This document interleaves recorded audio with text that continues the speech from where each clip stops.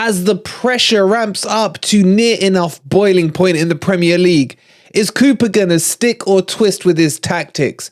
Welcome to Villa versus Forest, the preview.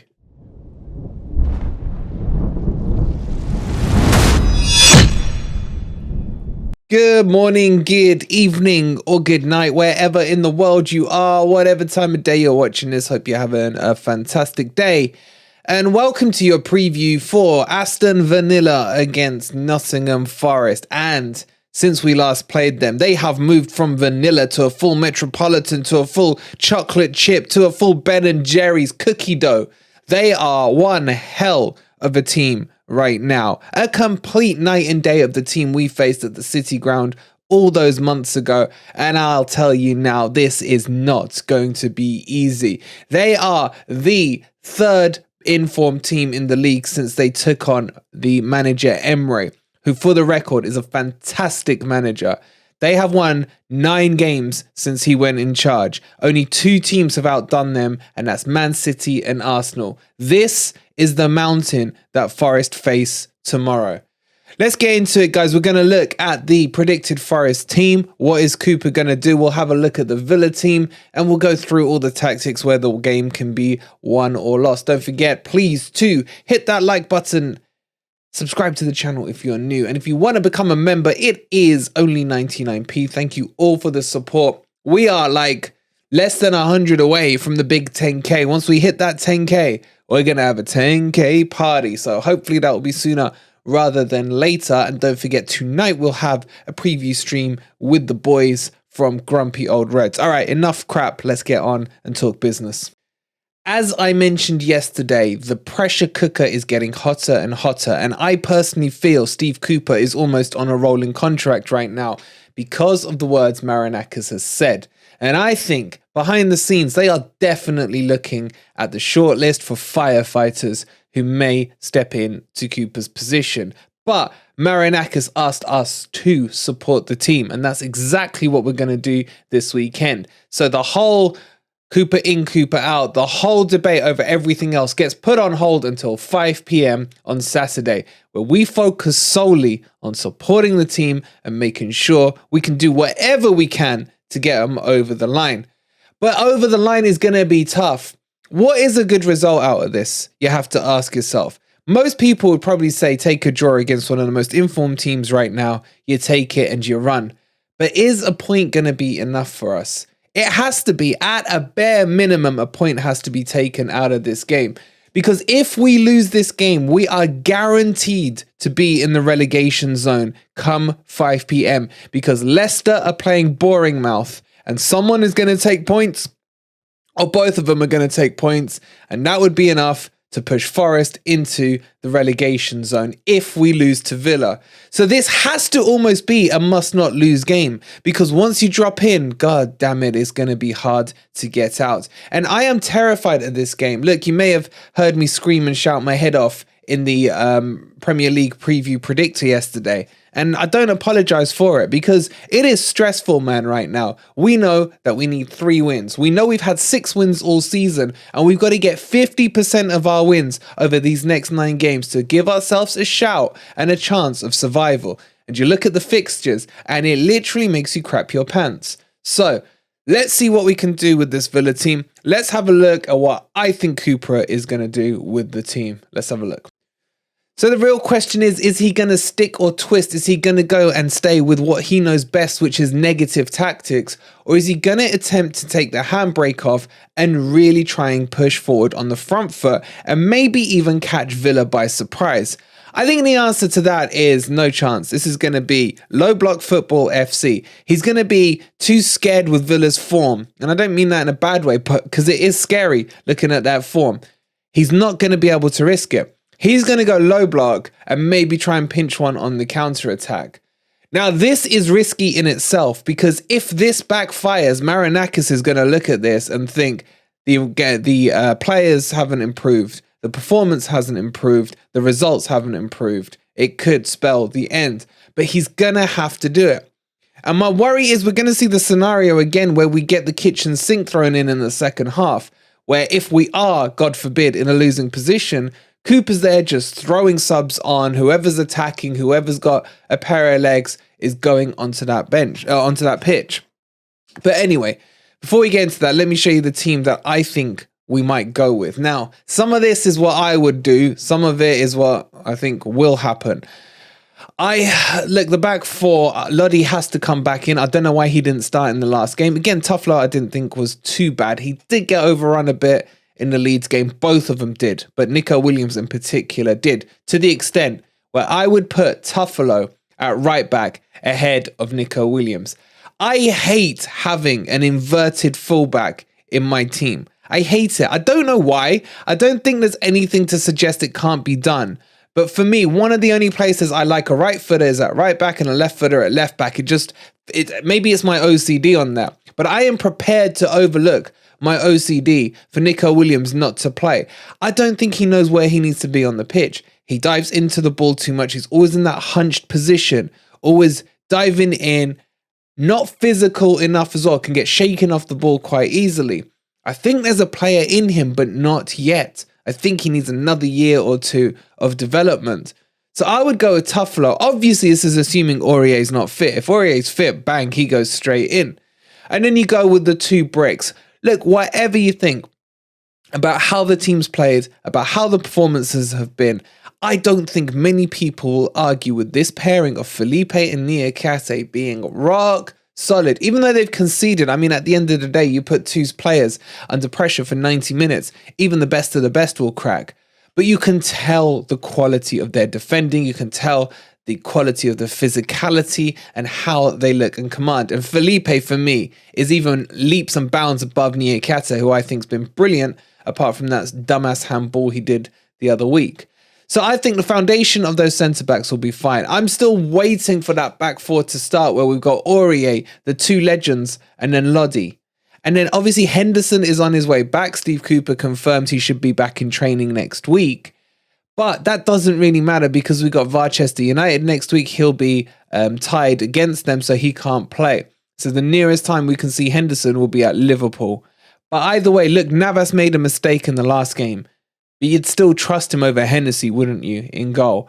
But anyway, that would be the back 4 or 5 I go with. Most likely it's going to be Nico Williams, guys, if Aurier isn't fit. Now, again, in the midfield, I would probably stick with the same if he's going to go the 4-3-3, which I think he will. If he wants to go attacking, he's going to have to go 4-2-3-1. Can't see him doing that. So I think it'll be the 3. Although I do have a feeling Danilo will come out for Shelvey. It's just something niggling away at me that thinks he still wants to get Shelvey back into this team. Now, Shelvey was okay when he came on. And he was okay when he came on against Fulham. So my argument would be Shelvey looks better as an impact sub rather than a starter. I don't think he's got the legs to take on fresh players at the moment. Maybe he still needs some time to recover from the injury that we signed him with. But for me, I'm going based on evidence, and the 2 games where I've thought he's had some form of impact was against Leeds in the second half. Okay, the game was kind of behind us, and against Fulham, yes, again, another game where we are losing, but both those times he came on as a sub. And I think that's where he should be used, but I still feel like Cooper wants to start him. Going into the front 3, Johnson, if he's fit, goes in, and this is where the headache happens. Dennis, we're not sure on his fitness. I would not drop Dennis. I wouldn't. Look, for all the idiots, I'm not talking about you guys, I'm talking about other influencers, if you like, who have said Dennis has been crap and all this. Dennis got a chance to play a ball into the box in the last game because there was a midfielder who broke into the box. It's so rare that that happens in Nottingham Forest, and when it did, he found him in Mangala and we scored a really good goal against Leeds. Dennis gives us that double-prong option, left and right, that MGW can find either one of them too, and it stretches out the defensive line a lot. So I would go with Dennis if he's fit. I feel like he is fit and Cooper was sandbagging a little, but it's no surprise that some of our best attacking football has come since Dennis has been given the run into this team, which is way too late. Much later, should I say, than it should have been. I think Awoniyi is the one that Cooper's trying to get back in the team. But I'm not convinced, and I'm not going to get ahead of myself with him because I still have in my head that he was a better striker because he was injured than when he actually was a striker for us. You could probably argue his best 2 games are the last 2 games he had for us before he got injured. And I'd throw in the Liverpool match as well. I thought he was brilliant against Liverpool in the City ground. I'm just not convinced right now that his form and his touch and everything is spot on for what we need. But I do think Cooper will go with him. I think if you gave Cooper the choice, this is the front 3 he would like to go with. And he probably would put Awoniyi on the left and put MGW down the middle. But that's the team I think Cooper will go with. I definitely think it will be a 4-3-3. If he goes 4-2-3-1, then you know he's going to let the handbrake down and he's going to go for it. But for me, the way Cooper's mind works, it has to be a 4-3-3 for him. It has to be. Unless he goes really left field. As I mentioned before the Leeds game, I still think there's a little itch that he's wanting to scratch about going to a back 3. And could you imagine if he went 3-4-3 or something like that? Oh my God. Let's have a look at the Villa team. There's a lot of these players that faced us at the City ground and they were crap. Shows you what a good manager can do with any set of players if they know how to work them. Anyway, let's run through some of these names. I remember McGinn being crap. I think he was subbed off or came on subbed back against us earlier in the season. Watkins was atrocious, man. Couldn't hit a barn door with any of his shots. Mings made a huge mistake to give Dennis the goal. And Ashley Young was playing left back and scored himself the one worldie of his goddamn career. What's even more interesting to see is that Moreno is playing left back and he's coming up to age with them. Coming into age or up to age? I don't know which way the saying's meant to be on that. But he's doing bits for them because he's keeping Dinia out of their team. Remember, this is the guy who Forest had a full agreement with, and in the last minute, he decided to pull out because he didn't want to leave Batiste. And in the January window, he was like, screw it, I'm going to Villa. So it'd be ironic if he'd be the guy who scored a worldie against us this time round, wouldn't it just? Look, Matty Cash is probably still just about injured, so Ashley Young will play at right back. Maybe Cash is fit enough. I don't know. We'll have to see on nearer the time. Obviously, I don't know the ins and outs of the Villa team, but it'll be one or the other. And Watkins, obviously, we got to touch on him. He suddenly found himself a pair of golden boots and can't stop scoring. I think he will struggle against Felipe and Niakate. I do think they could have the measure of him. But it's in the middle where Luis has stopped looking at his misses and he's finally focused on his football. And he's doing an absolutely cracking job for them. And then you got McGinn as well. They're not even playing with an out-and-out CDM. They're almost playing a double pivot within a 4-4-2, which is very arrogant and very ballsy from Emery. And I love it. I freaking love it. And it worries the crap out of me. Obviously, I don't love it for Saturday, but it worries the crap out of me for Saturday. Ramsey's been good.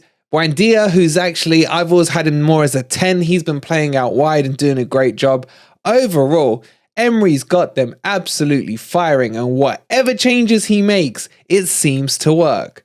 So this team scares the crap out of me, even though if I went through this team and tried to do a like for like with Forest, you probably would on name put more Forest players in. But on form, who would get in to this team from the Forest team?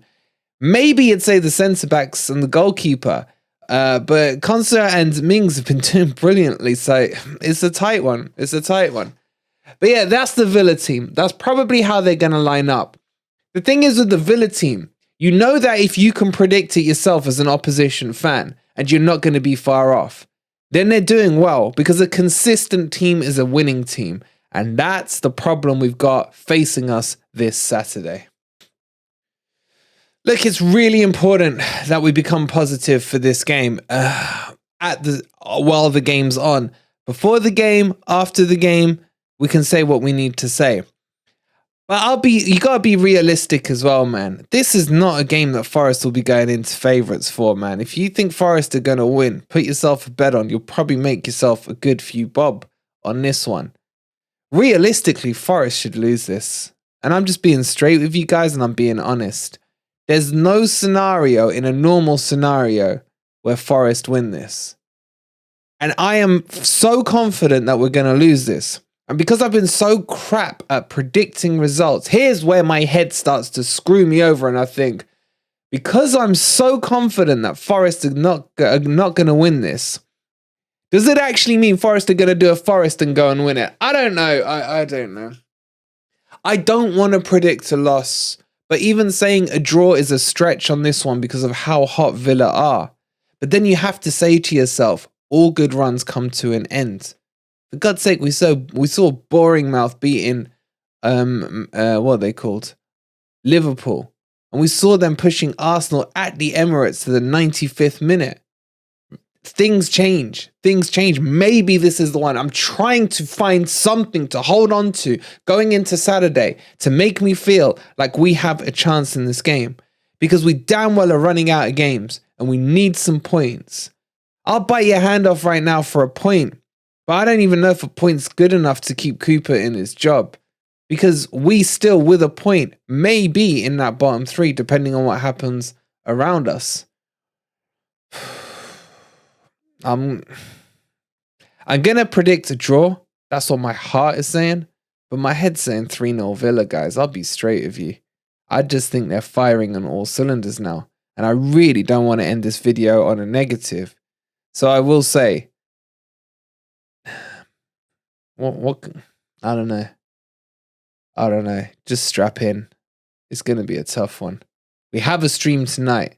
I can promise you this. The rest of the boys are really, really, really thinking Forest are going to win. Forest, Dan, Dino, Ez.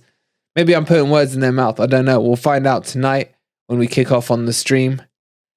But in the comments, give me positivities as to why you think. Let's do it this way. You guys make this positive now. You tell me why Forest are going to win this match. And I'll shout out some of the best comments on the stream tonight. So make sure you get some damn good reasons for it. My reason I'm putting forward, a Forest are going to do a Forest. And this is the one we can win. Let's hope it's not a 5-4, man. Because I don't think I can handle that one either.